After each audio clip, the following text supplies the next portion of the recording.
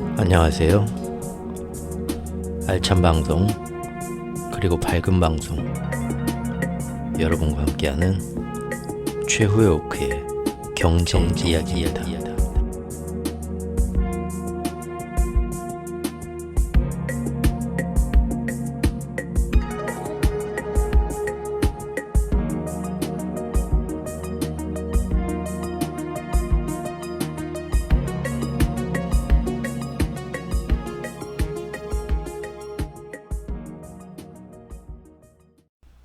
안녕하세요. 최오크입니다. 네. 선거 개표도 나왔고, 이제 뭐 어떻게들 국민들이 생각을 하든 간에 또 뭐 민주주의에서 뭐 다수결로 인해서 또 여당, 야당 의원석이 나왔고, 또 여기에서 모든 국민이 또 힘을 합쳐가지고 미래를 위해서 어떤 게 좋은 방향일지 서로가 의견 개진을 하면서 대한민국이 또 좋은 방향으로 나아가길 바랍니다.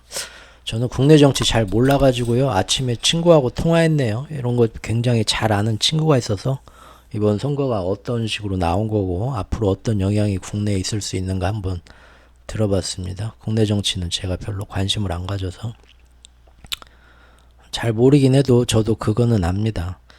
누구나 다 다른 의견은 있을 수 있습니다. 그리고 그거는 반드시 존중되어야 하고요. 그런데 나와 생각을 다르게 가진 사람을 완전히 틀렸다. 그래서 너희들은 없어져야 된다. 극단적으로 생각하는 분들, 그것은 굉장히 좋지 못하고 그런 생각 때문에 지구 곳곳에서 기득권자들이 자기들이 필요한 전쟁을 일으키는데 사람들을 마음대로 선동할 수 있는 그런 기반을 마련해주고 있다는 거. 그래서 우리가 그런 극단적인 생각은 버려야 하고 또 나 하나가 나서서 뭘 할 수 있겠어 하고 자기 마음에 들지 않는 부당한 일이 벌어지는데도 그것을 외면하는 것은 그런 부당한 일이 현실이 되어서 자기 주변에 자기 모든 영향력을 끼치고 지배할 수 있는 상황을 만드는데 자기가 일조했다는 것, 그 책임감에서 절대 벗어날 수 없다는 것. 왜 세상이 이 모양이야, 현실이 이 모양이야 하기 전에 이 현실이 내가 체험할 수 있는 기반이 되도록 선택한 사람은 아무것도 하지 않고 욕만 하던 바로 자기 자신도 거기에 큰 책임이 있다는 거. 그걸 알아야죠.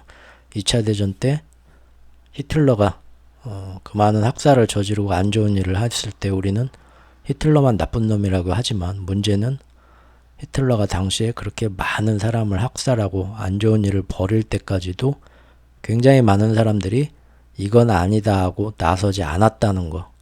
그냥 내일 아니니까 하고 그럴 수도 있지 하고 신경 안 쓰고 보면서 아이고 저기는 저렇게 됐네. 그러니까 우리는 저런 일 당하지 않도록 우리는 힘을 기릅시다. 그러면서 남의 아픔을 외면하고만 있었던 것. 그것이 모두가 사실은 방조자고 같이 연대 책임이 있는 거죠. 그거는 조금 우리가 생각을 해봐야 될 것 같습니다. 어제 미국의 CPI가 나왔습니다. 단도직입적으로 제가 질문 하나 드리고 싶습니다. 뭐 1, 2월은 계절적 요인 때문에 높게 나올 수 있다. 3월부터는 뚝뚝 떨어질 수밖에 없다 했는데 어제 3월 CPI가 헤드라인도 그러고 근원물가도 그러고 그 에너지 식품 제외한 근원물가도 역시 높았고 그 안에서 또 주거비의 비중을 줄인 슈퍼코어 인플레이션 역시도 예상보다 높았습니다. 빵 좀 뒤집어졌죠 어제? 이렇게 높은 3월 CPI가 나오면 이거를 누구를 제일 힘들게 하고 누구를 제일 곤란하게 하나요? 누굽니까 여러분? 네. 언론에서는 아주 뭐 연준이 아주 곤란해졌다. 미국도 곤란해졌다. 뭐 그런 얘기 하지만 사실은 중국이 제일 문제입니다. 지금 미국의 높은 3월 CPI 때문에 사실은 중국이 벌벌 떱니다. 자, 무슨 얘기인지 보시죠. 어제 3월 달에도 높은 물가가 나왔네요. 뭐 이런 얘기 나오더라고요. 이제 금리나 기대는 이제 6월도 심지어 건너갔다. 가을로 갔다. 그런 얘기가 나와요. 원래는 연준이 금리 인하를 금년에 하게 되면 6월이 마지막 기회일 거다. 아무리 늦춰도 다들 그렇게 생각하고 있었습니다. 왜냐하면 6월 넘게 되면 사실상 바로 그 다음 달에 있는 7월에도 별다른 어떤 물가지수 통계가 그렇게 많이 나오질 않기 때문에 7월달 섣불리 뭘 할 수 있는 건 아니고 결국 9월달 8월에는 쉬거든요. FOMC가 9월 기회로 넘어갈 거다. 근데 9월은 11월 초 대선에 비해서 거의 뭐 한 달, 두 달밖에 안 남은 때인데 그때 가서 갑자기 바이든이 지금처럼 계속 트럼프한테 수세에 몰리고 있을 때 파월이 나와서 지금부터 금리 인하합니다 하는 것은 누가 봐도 선거의 직접적 개입이라는 아주 정치적인 비난을 굉장히 받을 것이다.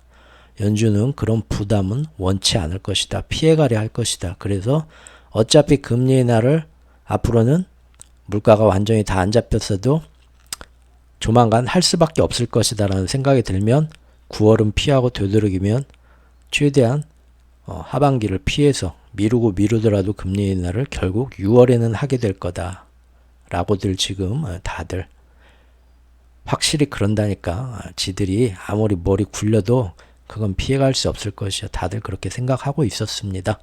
그런데 어제 3월 CPI가 생각보다 높게 나오니까 뒤집어지면서 야, 뭐 정치적 비난이고 자시고 간에 지금 이렇게 나오면 아이고 세세히 또 다 뜯어봐도 6월도 솔직히 너무 무리수다.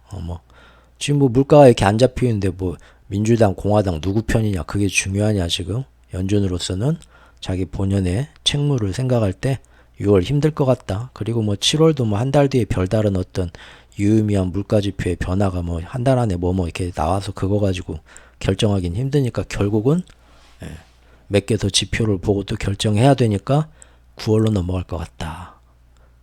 이제 조금 아무리 늦어도 3월에서 5월, 4월, 5월, 6월로 갔는데 그래도 6월에는 결국 하게 되라고 모두가 떠들었고 모두가 얘기했고 또 중국도 그렇게 믿었기 때문에 3월, 2월 말부터 금리 인하 자체적으로 시작하면서 더 이상 못 버틴다. 지금이 마지막 기회다. 미국이 아무리 버텨도 6월 달엔 금리 인하 하겠지 하고 지금 중국이 할 수 있는 일을 모두 다 하고 있습니다. 미국하고 금리차가 벌어지는 그런 위험한 상황에서도. 근데 지금 오늘 보면 어떻습니까? 어라? 6월도 힘들어진다. 9월 간다고? 야, 중국이 속이 뒤집어지죠. 그러면 자 보시죠. 미국 연준 금리 인하 전망 대폭 후퇴했다.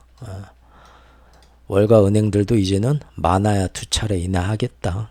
이딴 예측을 어제 불이 나게들 수정했다는 겁니다. 심지어 어떤 놈들은 금년에 연말에 한 번 할 것 같습니다. 어떤 놈들은 야 여차하면 금리 인하 자시고 금리 인상 하겠어 이런 얘기까지 나온다라는 겁니다.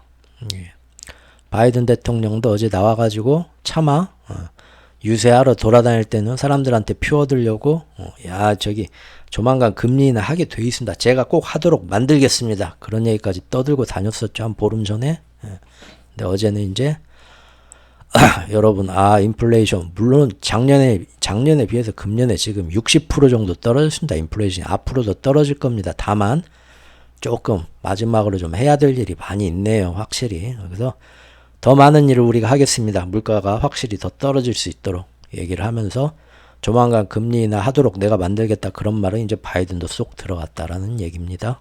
예. 시카고 상품거래소에서 페드와치 언제 연준이 금리를 인하할 거냐 배팅하는 것이 바로 전날까지만 해도 6월 달에는 금리 인하 할 거다. 6월 달에 금리 인하할 확률이 60%가 넘었었는데 어제 CPI 나오고 나서는 6월 달에 금리 인하 17%밖에 안 된다. 오히려 6월에도 금리를 동결할 것 같다라는 게 83% 확률 배팅이 확 변했다는 거죠. 결국은 정말 지금 보니까 물론 파월은 계속 나와도 조만간 금리 인하 할 수도 있죠. 계속 립서비스 하죠. 근데 다음번 립서비스도 정말 그렇게 할 수 있을까 의심하기 시작하겠다는 거죠. 이제 자 양아치 골드만삭스 우리 얼마 전에 제가 한번 짚어냈었죠. 계속 작년부터 주식 가장 높게 전망 잡으면서 금리 인상 3월부터 한다. 올해 6번 한다. 금리 인하 7번 한다. 바람 제일 먼저 앞서서 잡던 애 양아치 골드만삭스에 대해서 우리가 짚어봤었죠. 그리고 지금 계속 금리 인하 기대가 3월에서 5월, 6월로 미뤄지는 와중에도 골드만삭스는 계속 무슨 소리? 5월부터 한다니까 몇 해 계속 제일 높게 간다고 했는데 어제는 어땠을까요? 골드만삭스가 골드만삭스도 어제는 석고돼지하고 양쪽 무릎 꿇고 제가 6월부터 3차례에 걸쳐 금리 인하 할 것으로 했는데 이것도 뒤집겠습니다. 어제 보더니 6월은 안 될 것 같고요. 7월이나 9월부터 해서 올해 2차례 할 것 같네요. 예, 골드만삭스도 심지어 골드만삭스도 어제 이런 얘기를 했다고 합니다. 예. 시장의 기대가 그만큼 어제 3월 CPI에서 확 후퇴했다는 얘기입니다. 자, 그런데 얼마 전부터 미국이 이제는 더 이상 늦추지 못하고 결국은 조만간 금리 인하를 할 거다라는 기대하고서 중국이 어땠습니까? 남은 영혼을 모두 끌어모아가지고 할 수 있는 모든 정책을 내놓고 부동산부터 경제를 살리려고 엄청나게 마지막 올인을 하고 있는 거 우리 쭉 살펴봤었죠? 예, 조만간 그게 또 어떻게 지금 이루어지고 있나 한 번 더 다음 영상에서 살펴볼 예정입니다. 예, 그리고 얼마 전까지만 해도 시장 자체 분위기도 어땠나요? 한 2달 전 생각해 보세요. 여러분들 한 달 전, 2달 전 월가에서 떠든 그 시장에서 어땠나 벌써 까먹으셨어요? 자, 눈 감고 딱 집중해서 그때 뭐가 어땠지 하고 한번 기억들 해보십시오. 그때 뭘 했습니까? 전부 인플레이션 지금 착착 잘 잡혀가고 있고 1월 2월 잠깐 떴는데 이거 그래봤자 잠깐 계절적 요인으로 잠깐 붕 뜬 거고 절대 앞으로 금리 인하 쭉쭉 조만간 될 거라는 전망은 변하지 않는다. 흔들리지 않는다. 그러면서 시장에서는 어떻게 예상했습니까? 달러 강세도 이제 점점 약해질 수밖에 없고 미국 국채 금리, 채권 금리의 기준이 되는 미국 국채 금리도 뚝뚝 떨어지면서 계속 시간이 갈수록 안정될 것이다. 이렇게들 말들 하고 있었죠. 몇 달 전까지만 해도.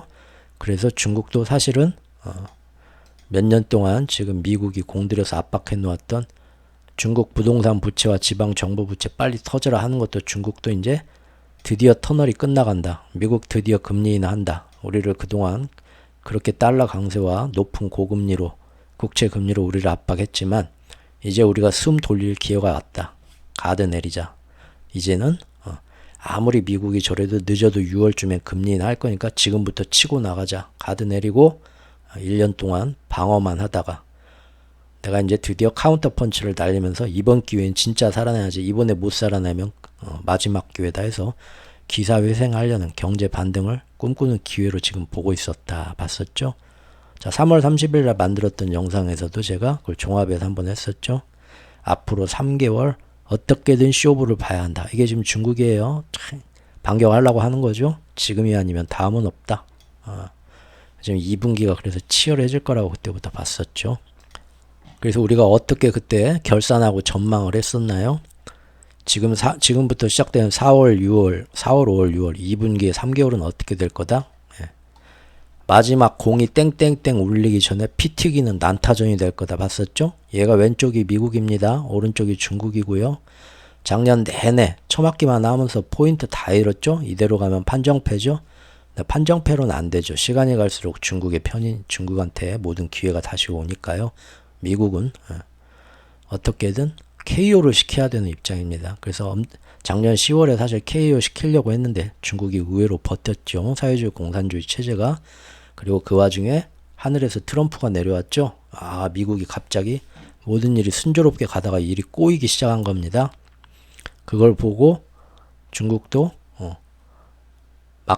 맞기만 하다 쓰러질 뻔했는데 지금 가드 내리고 네가 때려봤자 6월까지 때리지 더 이상은 못 때리지 하고 지금 할 수 있는 모든 정책, 돈 풀기 정책을 드디어 시작하면서 지준율, 기준금리 인하 지금 중국의 부동산 정책 보면 지금 나올 게 지금 다 나오고 있습니다. 모든 정책이 양회를 거쳐서 3월 말 보아오 포럼 외국의 투자까지 해가지고 지금 할 수 있는 모든 일을 다 하고 있죠. 물론 그것이 미국하고 지금 벌어진 금리차 때문에 힘들긴 합니다. 이렇게 피 터지고 쳐 맞으면서. 하지만 이 미국의 공격도 언제다? 잘해야 6월이면 끝난다. 지금부터 살아나려고 발버둥을 치는 걸로 제가 설명을 드렸었죠. 이겁니다. 중국의 입장은 지금 2분기에 쳐 맞으면서도 살기 위해서 지금 발악을 하고 있습니다. 왕, 이판사판 막판이다. 하나만 얻어 걸려라. 럭키 펀치. 에? 투자가 들어오든 부동산이 다시 거래가 살아나든 내수가 살아나든 끌고 가야 돼요. 실제 1월, 2월 그래가지고 중국의 소비지표 경제들이 잠깐 반등했었죠. 예. 미국은 뭡니까? 와, 이 질긴 놈 그만 좀 쓰러져라. 때리면서 지쳐요. 점점 자기한테도 피로가 쌓여요. 고금리 긴축 때문에. 그리고 그때 우리가 어디까지 살펴봤었나요? 1분기가 중국 보아오 포럼 끝으로 3월 말에 딱 끝났는데 마무리 됐었죠. 그때 중국을 이렇게 힘들게 하려고 미국만 그런 게 아니라 슈퍼 금리 위크 때 준 기축통화국들이 다 달라 들어가지고 열심히 봉사해줬고, 그래서 조만간 금리 인하 될 거라 하는데도 달러는 오히려 계속 강세로 가고, 미국 10년물 국채 금리도 조만간 금리 인하 할 거니까 계속 떨어지는데 오히려 반대로 쭉 올라갔고 제일 높은 수준까지 다시 올라갔죠. 네, 거기까지 우리가 봤었습니다. 한번 볼까요? 네, 환율 전쟁 아주 재밌게 봤었죠. 네, 그래가지고 어떻게든 외국인 투자 끌어오기 전에 시진핑이 이제 나서가지고 3월 말에 보아오 포럼에서 외국인들 보고 중국에 투자라 했는데 그 꼴 보기 싫어가지고 미국하고 일본이 합작해가지고 달러 위안화 환율을 7.25 밑에서 놀려는 걸 빵 올려가지고 어이구 계속 지금 시진핑 등판했는데도 7.25 밑으로 못 내리고, 저는 항상 이걸 7.25 달러당 7.25 위안 수준으로 본다고 했습니다. 이 수준이 바로 위안화가 약세여서 수출이 잘 되는 것도 있겠지만 사실은 금리차가 미국하고 너무 벌어져서 위안화가 너무 약세가 돼서 외국인 투자자들이 들어와서 투자해봤자 나중에 바꿔가지고 지네 나라로 달러로 바꿔서 돌아갈 때는 오히려 환차손이 생겨서 재미를 못 보는 그 경계를 저는 대충 여기로 보고 있습니다. 우리나라는 1350원, 예, 그 정도. 엔화는 사실 150엔 넘으면서 그 정도로 저는 이렇게 보고 있는데요. 그래서 실제 그때 보니까 어땠습니까? 항상 보아오 포럼 때 나와서 시진핑 연설할 때 쪽팔리게 7.25 위에서 놀았죠. 그리고 요새 조금 괜찮아지나 했는데 안 괜찮았죠, 사실은. 그때 제가 이 미국 10년물 금리를 보면서 3월 말에 보아오 포럼 끝나서 4월이 됐는데도 모든 거는 옐런 누님이 이제 중국 갔다 와서 감 보고 딱 하고 옐런 누님 돌아오면 이제 머리 맞대고 그날 밤 회의해가지고 2분기 이렇게 갑시다 하고 결정했어. 진행시켜. 딱 나올 것 같다고 제가 그랬죠. 근데 4월 1일부터 오히려 미국 10년물 국채 금리가 안 떨어지고 옐런 누님 중국으로 출발하기도 전부터 4.25 위에서 더 높게 올라가죠. 제가 이거 보고 심상치 않다. 2분기 아무래도 원래는 이렇게 높게 갔으면 미국도 사실 부담이 되니까 한번 좀 쉬어줘야 되는데 안 쉬고 4월 1일부터 올라가는 거 보고 야 2분기 초반부터 좀 뜨거워질 것 같다 했었던 기억이 나네요. 엔화도 마찬가지였죠. 달러 엔 환율도 150엔을 넘어서 152엔 사이에서 까딱까딱 하는데 맨날 막 뭐 우에다부터 해서 일본 재무성 저기 최고 수장까지 나와가지고 저기 어떻게 하겠다 말은 하는데 계속 일부러 여기 용인하고 유지시키는 거 보고 보아오 포럼 끝냈으니까 내려와서 한번 쉴 때도 됐는데 150엔 밑으로 한번 좀 숨통을 좀 숨을 쉴 때도 됐는데 계속 유지되는 거 보고 이거 지금 뭔가 이미 방향이 정해진 게 아닌가 한번 어쨌든 옐런님 갔다가 돌아오면 봅시다 했던 거죠. 갔다가 돌아오니까 아니나 다를까 빵 뜬 거고요. 저렇게 계속 4월 초에도 3월 말에 보아오 포럼이 끝났는데도 계속 달러 강세와 미국 10년물 국채 금리는 아주 높은 상태에서 경계 상태를 전혀 풀지 않고 유지하면서 4월 초에 결국 옐런 누님이 무려 일주일의 일정으로 중국으로 가셨죠. 그때 제가 같이 여러분들하고 그렇게 얘기했던 기억이 나네요. 가가지고 최대한 중국이 지금 뭐 막 다 살리려고 막 하는데 얼마나 이거를 허세가 얼마나 있고 실제 살리려는 어떤 그 여력은 얼마나 있나 얘네들이 밖에다가 허세 블러핑 하는 거하고 다르게 그리고 실제 그 안에서 모든 수출 같은 거 그래서 광저우부터 들렸죠 이번에 정말로 수출 이놈들이 자신이 있는가 얼마나 지금 뿜어내려고 하는가 미국의 현지에서 기업하는 임원들도 다 불러 들어갔고 호텔방에서 만나고 지금 그러면서 얼마나 이 새끼들 절박한가. 근데 왜 새끼라고 그래? 미안합니다. 얼마나 절박한가. 그 다음에 얼마나 지금 뭐가 문제인가. 진짜 부동산 부채와 지방정부 부채는 얼만큼 여력이 있고 버틸 수 있는가. 볼 수 있는 만큼 간을 다 보고 어디가 이놈들의 약점인가. 어차피 캘려고 가는 거라 제가 말씀드렸죠.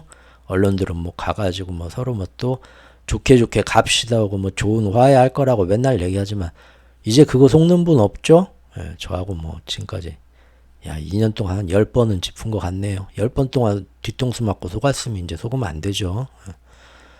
그래서 제가 그때 그랬죠? 끝날 때 이제 막판에 기자회견 하면서 욕 한번 더럽게 한 사발 뱉고 올 거라고 전 세계한테 보십시오 중국 놈들 이렇게 나쁜 놈들입니다. 이러면 되겠습니까? 하고 저주를 퍼붓고 올 거라고 니네 어떻게 잘 되나 보자 하고 제가 그랬었죠?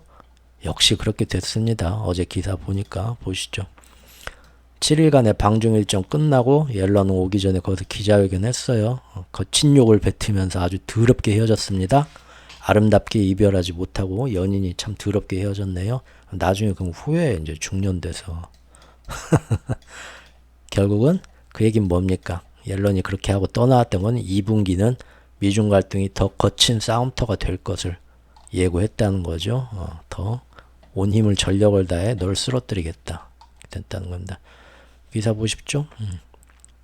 방중 옐런이 과잉 생산, 너무 정부 보조금을 받는 저가 물품, 특히 태양광 전기차 배터리 해가지고 전 세계 디플레이션 수출하면서 전 세계 산업을 망가뜨리는 이 나쁜 중국 놈아.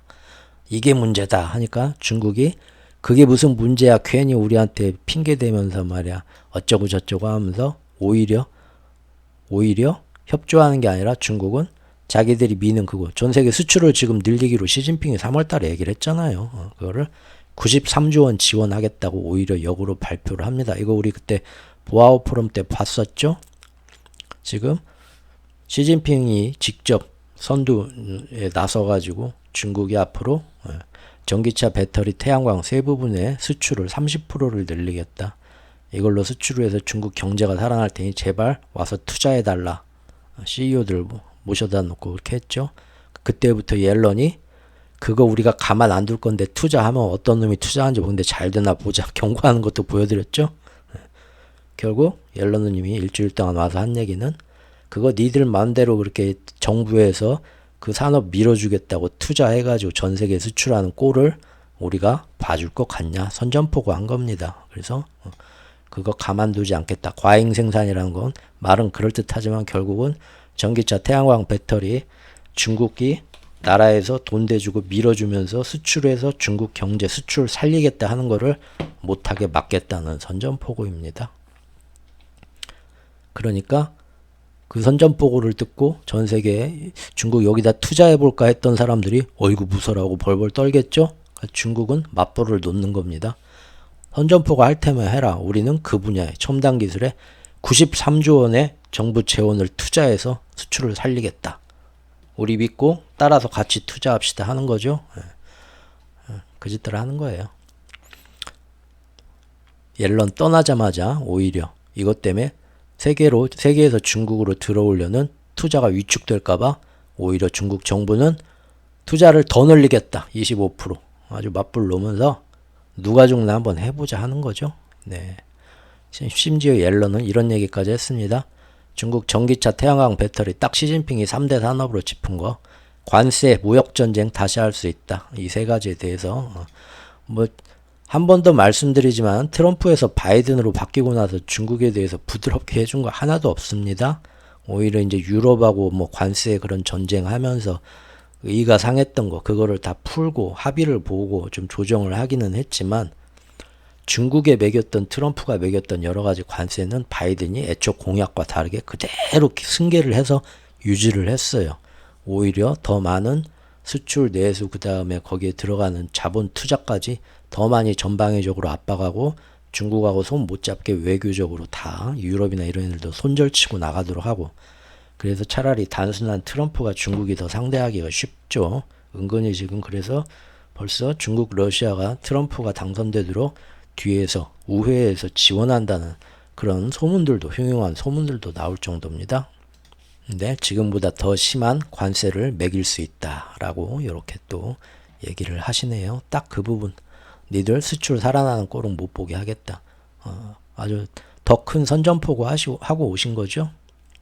그리고 옐런이 돌아온 바로 다음 날 바로 어제 미국의 3분기 물가가 아니라 3월 CPI 물가가 어제 나왔는데 모두의 예상보다 또 한 번 높게 나온 겁니다. 지금 이 딱 흐름에 맞게 항상 물가고 모든 경제 지표가 그때그때 이 미국과 배후 금융 세력의 기축통화 패권전을 이어가기 위한 어떤 그 흐름 이 방향으로 가겠다 하면 아주 까마귀 날자 배 떨어지듯이 거기에 맞게 딱 적합한 물가나 지표가 딱 나와줍니다. 한두 번이 아니죠. 지금 저랑 2년 동안 같이 짚어보신 분들은 이것도 역시 이번에도 그렇네. 이거 뭐 통계가 어쩌다 우연인지 몰라요. 그거는 몰라. 그냥 결과가 그랬다는 겁니다. 이번에도 역시 그랬다. 한두 번이 아니다. 어떻게 이게 그러면은 지금 이 2차전을 2라운드 2분기를 더 거칠게 미국과 중국이 난타전을 벌리는데 딱 맞는, 왜 지금 어제 나온 CPI가 거기에 딱 맞는 거냐 한번 보시죠. 이 차트 그래프 보십시오. 지금 빨간색 CPI 헤드라인입니다. 예. 계속 횡보했었죠. 횡보하면서 내려간다 다시 고개 이만큼 들었고요. 예. 근원 CPI도 안 가라앉죠. 예.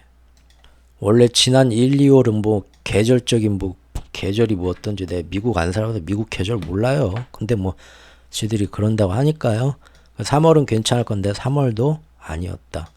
문제는 헤드라인도 높았고 또 근원 물가, 에너지 식품 변동성 뺀 근원 물가도 예상보다 높고, 더 큰 문제는 그 중에서 주거비가 너무 많은 항목을 차지하지 않냐 해서 주거비 항목이 반으로 줄어드는 핵심 서비스 물가와 관련된 그런 것만 보는 슈퍼코어 인플레이션 역시도 예상보다 높아서 이거는 더 이상 일시적이다 하기는 너무 힘들 정도로 너무 인플레이션이, 우리는 여기서 딱 저기 새집 살림 차렸다, 여기서 더 이상 물러나지 않으련다 하는 것이 지금 나왔다라는 건데, 이미 지금 3개월 평균 낸 3개월 연율 인플레가 미국 연준의 목표치인 2.0이 아니라 어제 나온 CPI 때문에 4.0 이상으로 아마 오른 걸로 제가 알고 있습니다. 난리 났죠. 그런다고 시장은 그렇게 금방 떨어진다고 저는 생각은 안 듭니다. 왜냐하면 그 얘기는 나중에 또 기회 있다고, 오늘은 그 얘기가 아니고요. 자, 어쨌든 어제 CPI 대충 뜯어봐서 설명을, 세부적인 디테일한 적을 대충 말씀드릴게요. 어제 중요한 거는요, 물가가 안 떨어지는데 그 와중에서도 미국 사람들은 무조건 차가 있어야 생활하죠. 우리나라처럼 뭐 이런 공공교통 뭐 이런 거 잘 안 돼 있죠. 거기는 차 없으면 인생이 꽝이죠. 근데 그래서 가장 차를 사람들이 누구나 사고 많이 사고 하는데, 역시 미국에서도 중고차와 신차 가격이 조금, 특히 중고차 많이 떨어졌고요. 근데 미국 사람들은 신차보다 중고차를 더 많이 삽니다. 중고차 사서 잘 고쳐 쓰고 다 그렇게 타요.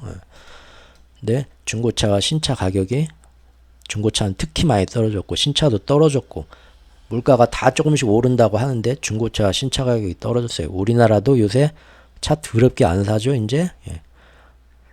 이거 점점 고금리 고물가 고환율 지속되면서 사람들이 점점 비싼 가구, 자동차 이런 거 점점 안 사게 된다고 2년 전부터 제가 앞으로 그렇게 될 거라고 말했습니다. 우리나라도 이제 그렇게 됐죠 요새. 미국도 마찬가지죠. 소비자의 구매력이 떨어지는 것이 조금씩 나오는 겁니다. 중고차 신차 가격은 떨어졌어요. 하지만 문제는 계속 안 떨어지는 이 인플레 때문에 자동차 수리비는 비싸요. 우리나라도 지금 차 수리하라고 하면 옛날처럼 현대든 쉐보레든 제가 알기로는 부품이 없고, 부품이 들어오는데 공급망 때문에 오래 걸리고, 외국에서 그거 고치고 하는데 돈도 예전보다 훨씬 많이 들고 복잡한 걸로 알고 있습니다. 또 인건비, 다 서비스 물가가 오르니까 자동차 고치는데 공인비가 올라갔죠. 그리고 전기차는 한번 빡 부딪히면 배터리랑 뭐랑 통째로 엄청나게 몇백만 원씩 막 깨집니다. 이런 것들이 다 반영이 되어 가지고 자동차 보험료가 크게 올랐더라고요. 어제 보니까 미국에서 이게 엄청 올랐더라고요. 결국 자동차 보험료가 오른 건 이 안에 들은 거, 이런 공인비나 뭐 값비싼 재료비 이런 것 때문에 결국 서비스 물가가 올랐다는 것이 반영된 거죠. 상품 물가에도 사실은.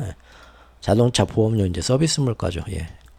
그러니까 결국 어제 보니까 상품 물가는 일부 조금 떨어진 게 있다 하더라도, 그렇다 하더라도 일단 에너지 가격, 유가 계속 2달, 석 달 전부터 쳐올렸으니까요. 에너지 가격은 여전히 많이 올랐고요. 또 이 에너지 가격이 인상이 지금 전체 상품 물가에 반영되는 건 몇 달의 어떤 시간차가 있기 때문에 앞으로도 계속 반영이 될 겁니다. 그리고 또 어제 보니까 1년 전부터 제가 계속 제 유튜브와 블로그에서 꾸준히 말씀드렸던 거죠.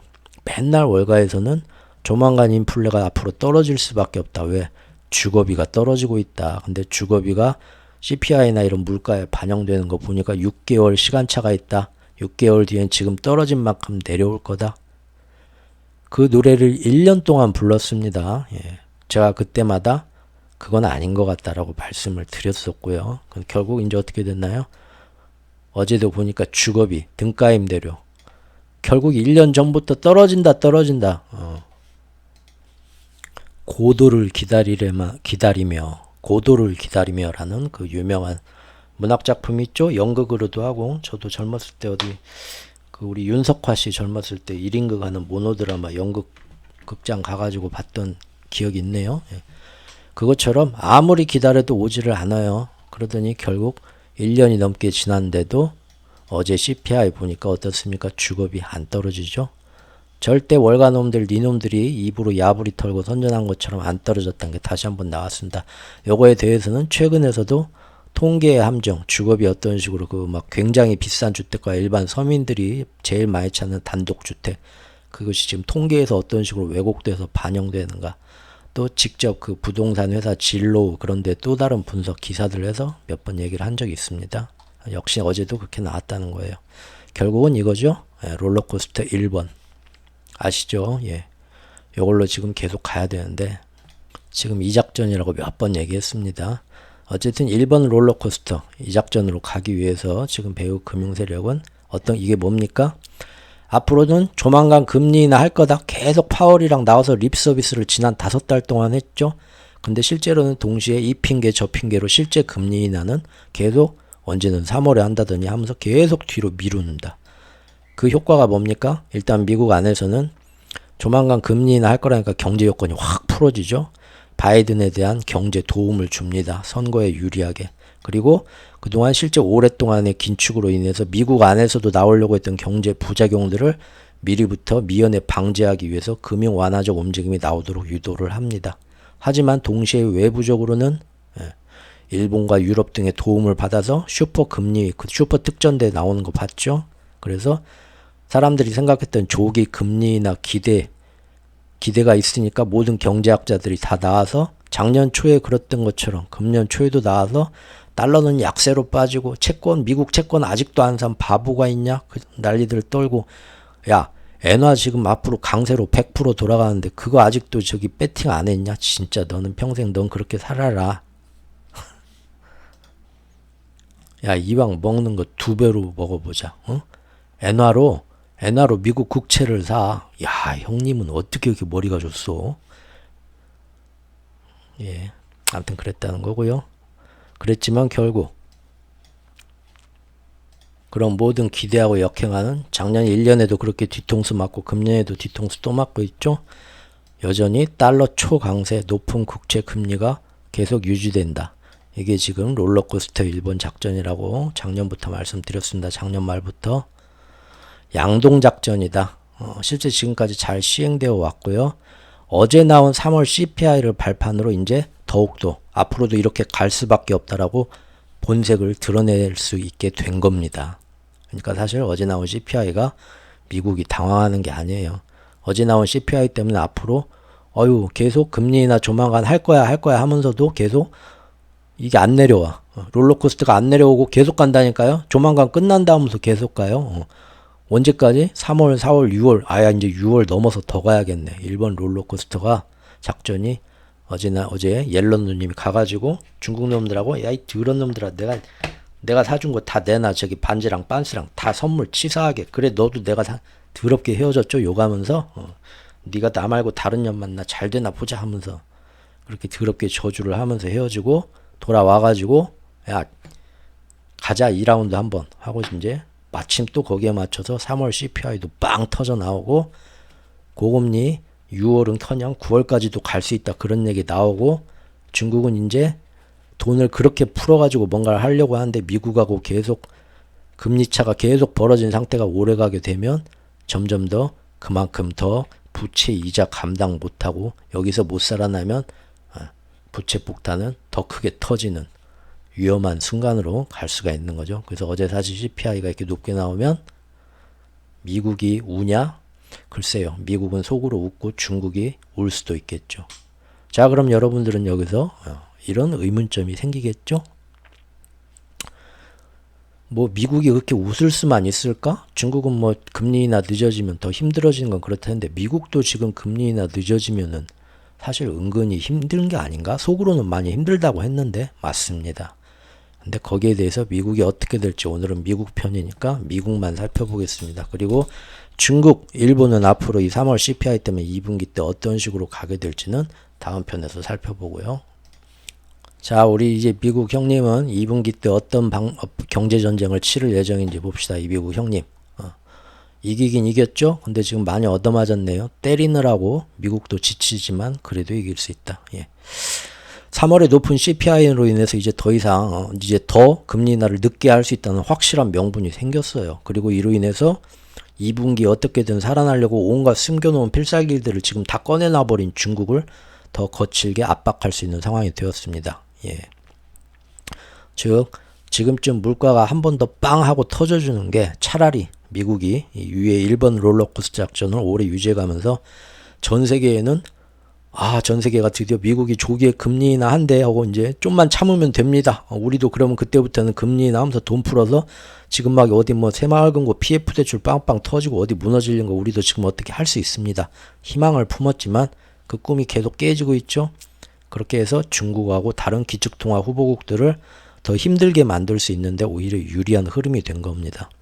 따라서 지금의 3월 물가 반등은 사실 언론들에서 나와갖고 계속 집중 조명하는 것처럼 연준과 미국이 왜 이렇게 물가가 잘 안 떨어지지 하고 무척 곤란해하는 저 참 불쌍하네 부잣집 걱정할 때가 아니고 사실은 이번 기축통화 패권전의 2분기 흐름을 봤을 때는 차라리 이 배후 금융 세력들로서는 차라리 이렇게 되기를 바랬던 유리한 흐름이라는 겁니다. 권투라운드에 비교를 하면 이 미국의 입장이 뭡니까?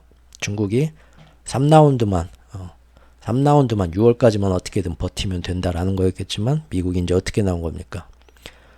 3라운드 같은 소리 안에 천만에 3월 CPI 빵 터지면서 6월 금리 인하도 물 건너가면서 계속 고금리를 연장할 수 있는 기간을 늘어날 수 있는 명분이 생겼죠. 라운드 계속 연장이다. 언제까지? 너희 놈 쓰러질 때까지 이렇게 된 거죠. 그런데 이렇게 고금리가 계속될수록 당연히 미국 안에서도 사실 은근히 힘들 텐데 미국은 어떻게 버티려는 심산일까요? 그걸 지금부터 살펴보시죠. 첫 번째, 일단 1분기까지는 지금까지 푼 빚으로 버팁니다. 무슨 얘기냐면요. 미국은 작년에도 막대한 재정 적자를 풀어가지고요. 억지로 경제 성장률을 끌어온 건 다들 알고 계실 겁니다.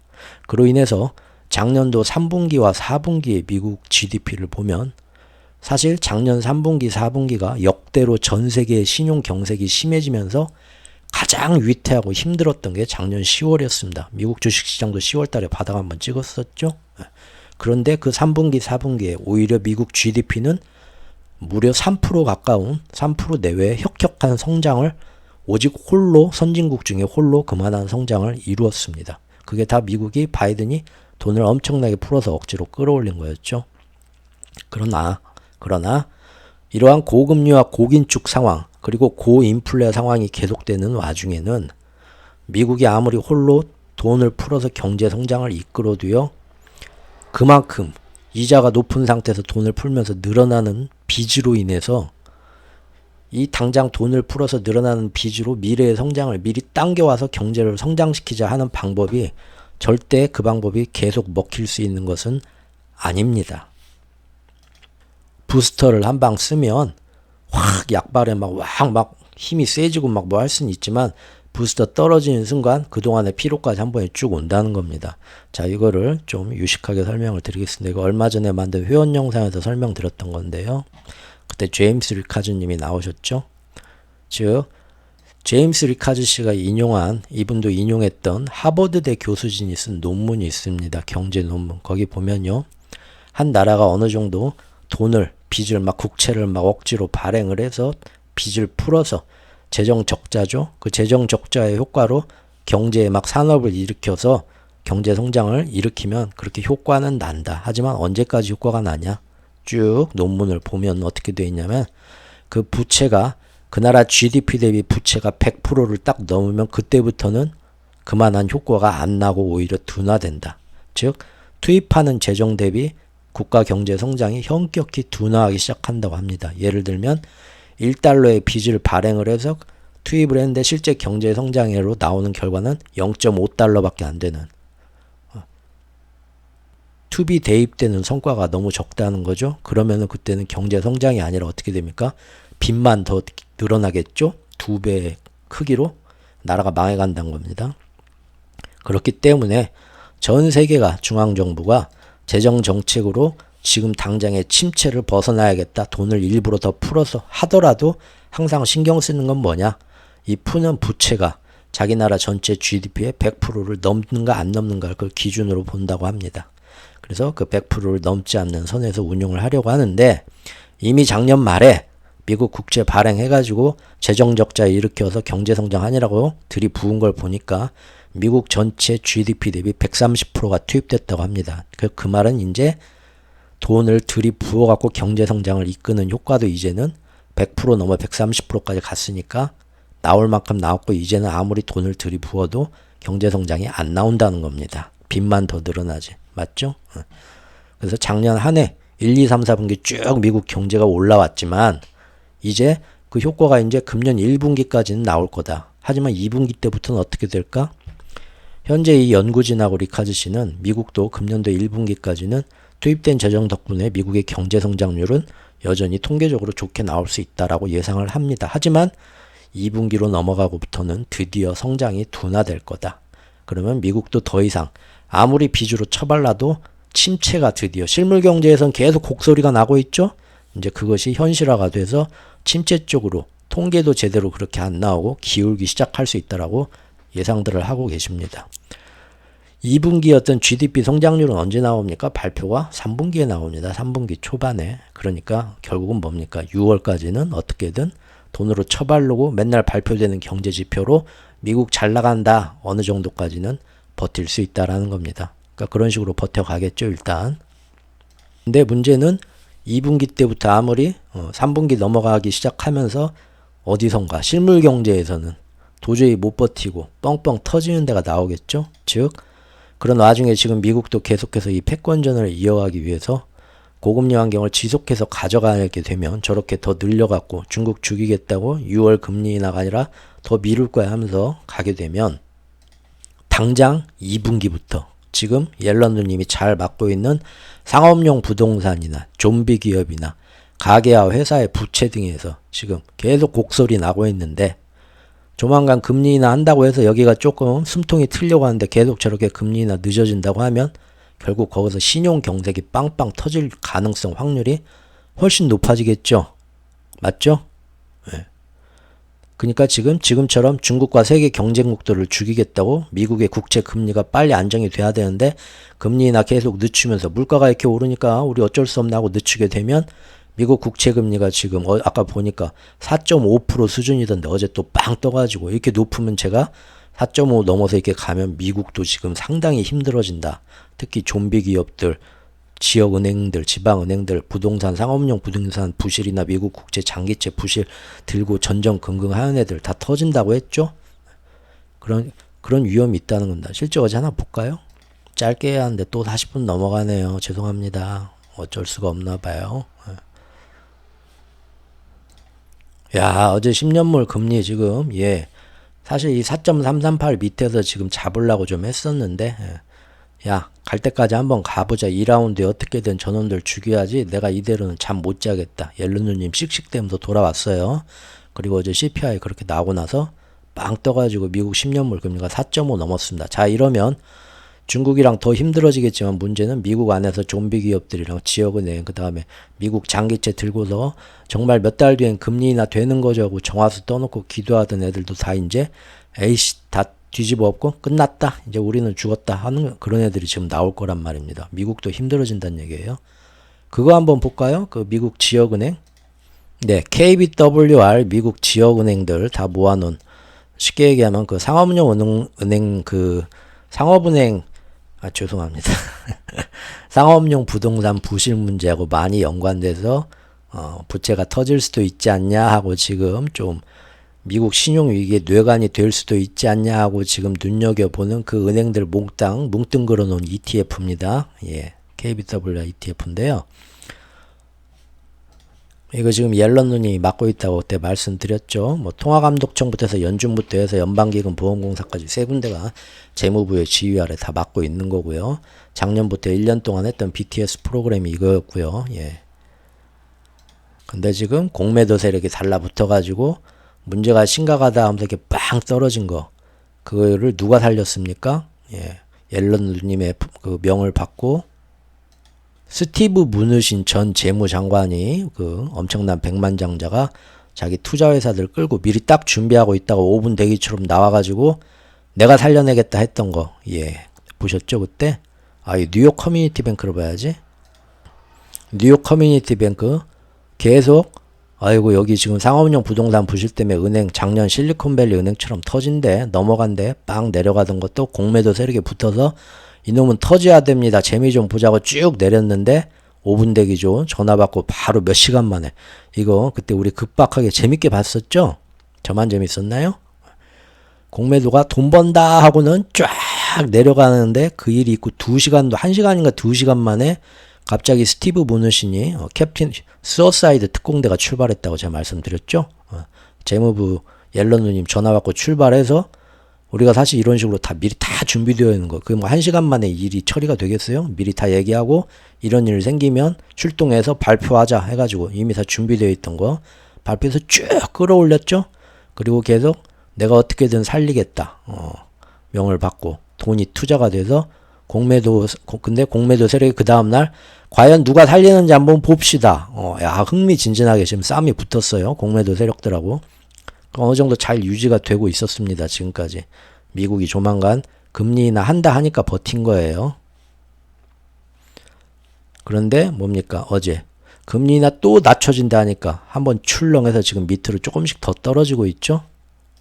뭐 이 과정에 지금 스티브 무누신한테 이제 작년에 JP 모건이 그렇게 실리콘밸리 주도적으로 살리면서 걔네들은 퍼스트 리퍼블릭 은행 꿀꺽했죠. 그 답례로. 예. 옐런 누님이 수고했다 너 이거나 먹어라 하고 아이고 이게 소고기 한우 투뿔 진짜 감사합니다. 진짜 좋은 거 줬죠. 예. 근데 지금 스티브 무누신은 와가지고 틱톡을 지금 이제 완전히 어떻게든 와해시키려고 지금 미국이 하는데 틱톡이 만약에 와해되게 되면 지가 이제 인수하겠다고 그런 포부를 밝혔더라고요.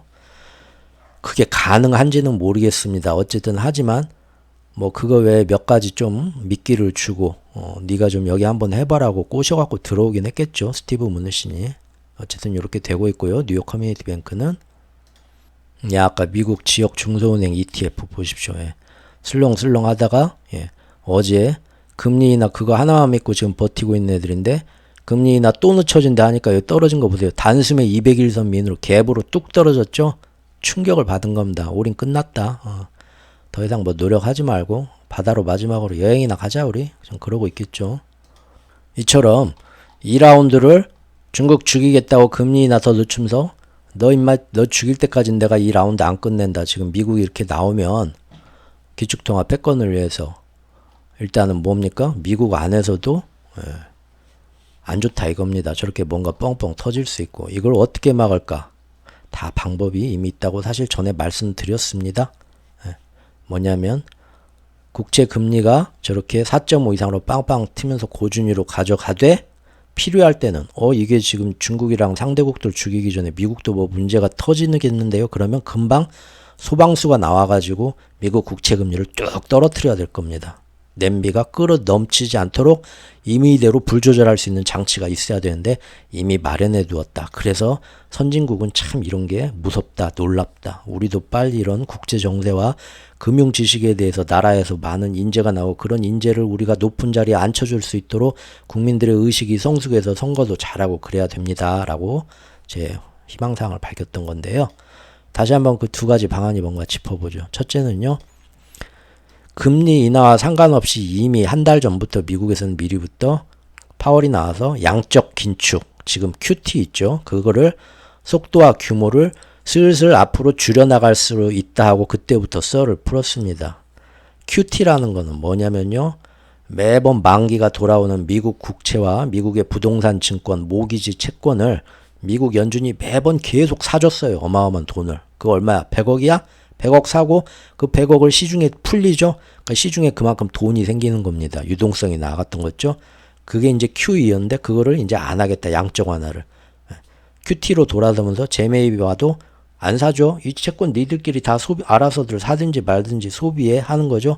그만큼 풀리던 돈을 걷어감으로써 더 이상 채권을 연준이 사주지 않음으로써 시중에 풀렸던 그만큼의 돈이 안 풀리는 유동성이 축소되는 효과를 냈던 건데요. 이게 사실 무서운 거라고 했었죠.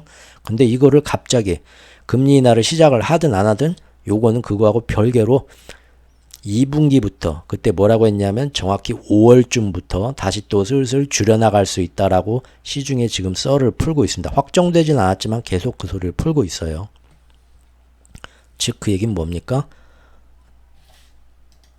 QT를 되돌린다는 거예요. 그전에는 채권 안 사 했는데 금년 5월부터는 이제 슬슬 다시 채권 다시 또 우리 연준이 사줘볼까 하는 거예요. 그럼 뭘 사줘야겠습니까?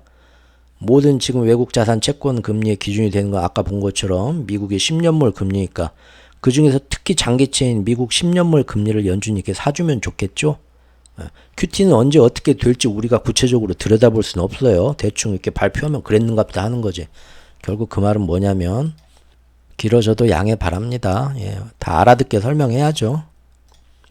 이겁니다. 지금 이렇게 막 떴는데 미국 10년물 금리가 4.5로 어제 떴는데 계속 더 떠갖고 미국에서도 어디서 뭐 문제가 어디 뭐 위기가 좀 그냥 지역은행 한두 개 터지는 건 괜찮아. 근데 이게 연속으로 막 도미노가 돼서 사방에서 터질 것 같으면 급하게 이거를 좀 내려야겠죠? 내리려면 어떻게 해야 됩니까, 이거? 누군가 이만큼 들어가서 큰 손이 10년물 채권을 막 사줘야 됩니다. 막 사줘서 채권 가격도 오르고 채권 금리는 내려가면서 안정을 해줘야 돼요. 그걸 누가 사주냐? 5월부터 연준이 들어가서 QT를 줄임으로써 되돌림으로써 자기들이 사줄 수도 있다라고 얘기를 퍼찌는 겁니다. 시장에 들어가서 간섭을 해서 시장 조정을 직접적으로 중앙정부가 개입을 해서 할 수 있다. 시장 논리 떠나서 정치 논리대로 할 수 있다라는 겁니다.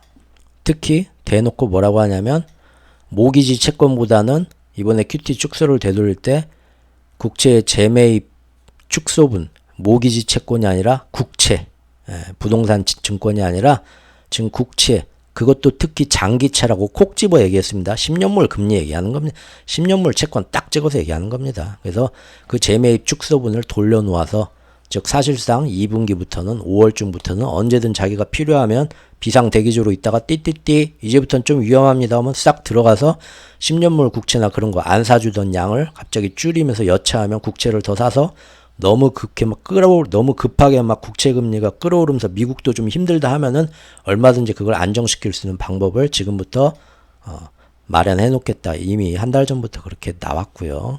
무슨 얘기인지 아시겠죠? 이 방법은 일본이 지금까지 그려왔던 겁니다. 작년에. 그래서 제가 위에다가 기막힌 한 수를 생각해냈다. 당시에. 특허 줘야 된다. 미국과 영국도 배워야 된다. 근데 실제 배워서 지금 그 짓 하겠다는 겁니다. 그리고 이것만으로는 부족할 수 있으니까 이중의 안전장치가 또 나왔죠. 그게 바로 저번 영상에서 제가 소개시켜드렸던 미국이 2002년도에 하고 지금까지 안 했던 거 20년 만에 거의 부활시키는 재무부의 바이백입니다. 재무부의 바이백이란 건 뭐냐면 미국 연준이 하는 거하고는 조금 다른데요. 재무부는 지네가 봐서 국채 금리가 너무 올라갔고 특정 어떤 그 금융기관이나 어떤 섹터가 부도가 나는데 그것이 어떤 큰 문제로 퍼질 것 같다 하면은 그 부분에 그 문제가 되는 채권을 재무부가 직접 사주는 겁니다. 이것도 사실은 중국 공산주의가 지금 시장의 모든 자유시장 경제의 어떤 체제는 이미 예전에 다 끝났습니다. 지금은 정말 치고받고 하는 시대인데 뭐 룰이고 그런 거 없어요. 뭐 로우 블로우든 뭐든 발차기든 반칙이든 뭐든 이기기 위해서 뭐든 하는 시대가 된 겁니다.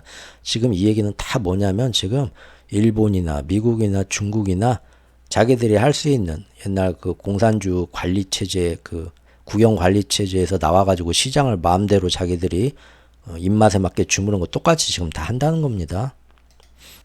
그래서 재무부의 바이백이 그겁니다. 특히나 지금 재무부 계획에 의하면요. 국채 중에서도 단기채가 아닌 장기채 매입이 제가 아까 말을 잘못했네요. 연준이 그런 게 아니라 재무부가 단기채가 아닌 장기채 매입의 비중을 늘릴 계획이라고 합니다. 이것도 언제부터? 이것도 5월부터라고 해요. 딱 우연이겠습니까? 5월부터 지금 연준이나 파월이나 여차하면 국채시장에 들어가서 미국 10년물 금리를 쳐올리면서 2라운드 때 중국이랑 뭐랑 다 죽어봐라 하는데도 CPI 때문에 빵 떠오르면서 다 죽어봐라 하는데도 이것 때문에 미국 안에서도 빨간불이 삐삐삐 켜지면 그때는 재무부 연준이 5월쯤부터는 제도적으로 확 들어가서 얼른 한번 냄비 뚜껑 열어서 김 한번 훅 빼주고 하겠다는 이미 작전이 다 나와 있는 거죠. 이처럼 연준이나 재무부나 현재 중국과 타국의 어떤 부채 이자와 채권 금리를 자극하는 미국의 10년물 금리를 계속 끌어올리면서 이번 2차전에서 중국 부채를 비롯한 많은 자산들이 터져 나가기를 유도를 하겠지만 동시에 미국 내에서도 터지지는 않도록 언제든 10년물 금리를 올리면서 국채 금리를 올리고 달러 강세를 계속 높게 유지하면서 어제 달러 지수 인덱스도 난리가 났죠. 지금 뭐 105를 또 넘었네요. 이거 뭐 금년 1월부터 달러 약세로 빠졌네요. 빠지긴 개뿔. 이렇게 지금 높아졌습니다. 우리나라 지금 환율도 아까 얼핏 봤는데 1360원 지금 넘었죠. 어젯밤 사이에. 그래서 지금 2분기 때 더 오히려 사람들하고 예상에 다르게 달러 강세와 미 국채 금리가 한없이 더 높아지면서 살아나려고 하는 중국부터 해서 다 터져라. 그리고 미국 안에서도 터지면 어떡하냐? 미국은 그때를 대비해서 이미 연준과 재무부가 5월쯤부터 직접 정당한 미국 국채의 매수자로 나서서 모든 필요하면 얼마든지 조절할 수 있는 그럴 준비를 이미 하고 있다라는 것을 오늘 말씀을 드렸습니다. 그리고 이처럼 계속되는 달러 강세를 받쳐주는데 큰 역할을 하고 있는 것은 역시나 현재 두말할 나위 없이 일본의 공이 제일 큽니다. 지금 152엔, 152엔 일본도 어제 넘었죠. 그래도 계속 저렇게 버텨주고 있죠. 일본이 출혈을 감수하면서 그 대가로 또 얼마나 어마어마한 선물을 받겠습니까? 다음 시간에 하겠습니다. 이미 알고 계시겠지만 기시다 오늘 넘어가서 제가 작년 캠프 데이비드 때부터 우려했던 작년 4월부터 우려했던 일 결국 오늘 다 완성되죠. 뭡니까? 한미연합사령부보다 더 대단한 자기들의 미국과 일본의 어떤 그 연합사령부가 승격이 될 거고요. 자유대는 더 이상 예전 같은 자유대가 아니고 정식 군대고요. 그 군대가 호주, 캐나다, 뭐 미국, 영국 다 오커스 안에도 들어가서 가장 그 전 세계 그 군사 정부의 가장 그 정수가 되는 높은 자기들끼리만 그 공유하는 미국, 영국, 캐나다 요런 애들끼리만 공유했던 국제 군사 첩보 최신 그 정보들 우리나라도 전달 못 받는 그걸 지들끼리 전달하면서 이렇게 볼 수 있는 가장 높은 위치로 승격시켜 줄 거고요. 결국은 그렇게 되면 이제 어떻게 됩니까? 이번에 필리핀 대통령까지 부른 걸로 알고 있습니다. 필리핀 대통령까지 해서 정상회담 하기 전에 남중국해 필리핀하고 중국하고 싸운 데서 지금 일본 자유대까지 가가지고 삼국 연합훈련 하고 있죠 지금. 결국 제가 작년 4월부터 결국은 캠프 데이비드 때 국민들이 아무도 모를 때 이런 식으로 넘어가서 결국 금년에 아시아 전선 완성할 때는 제가 어떻게 될 거라고 했나요? 한국군이 오히려 미국, 일본군, 군대도 아닌 자유대의 꼬북 역할이 돼가지고 삼국이 연합군이 돼서 야 저기 필리핀 전쟁한다, 저 대만 전쟁한다, 서해 중에 이렇게 다 위에서 지시하고 저기 가서 대기해, 저기 가서 싸워 하는 대로 질질 끌려다닐 거라고 했죠. 지금 그게 오늘 내일 지금 완성이 되려고 합니다. 미국에서. 그런 대가를 받아가면서 지금 이 기축통화 패권전에서 이렇게 일본이 또 열일을 해주는 거 다음 기회에 하겠습니다. 감사합니다.